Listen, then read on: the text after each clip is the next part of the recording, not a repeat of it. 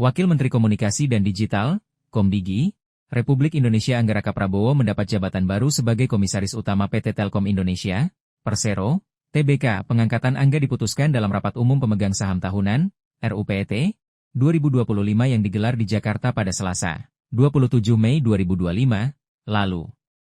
Sosok Angga dianggap memiliki latar belakang yang kuat di bidang kebijakan publik dan transformasi digital.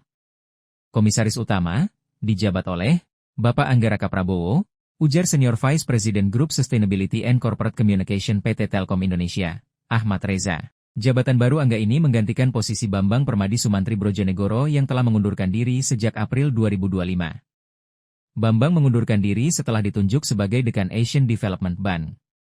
Selain Angga, Rizal Malarangeng juga kembali dipercaya sebagai Komisaris Independen Telkom. Rizal merupakan tokoh masyarakat yang dikenal luas sebagai pemerhati politik dan kebijakan.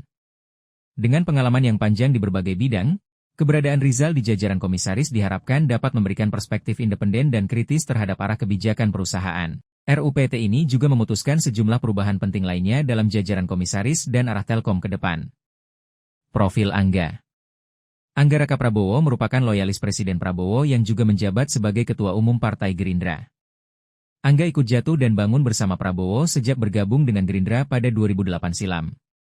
Kekalahan pada pemilihan presiden, Pilpres 2014 dan Pilpres 2019 tak membuat Angga berpaling dan meninggalkan Prabowo. Dia justru tetap konsisten mendampingi Prabowo.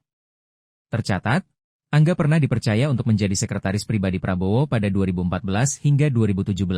Di internal Gerindra, Angga mengemban posisi sebagai Wakil Sekretaris Jenderal, Wasekjen, sekaligus Ketua Badan Komunikasi.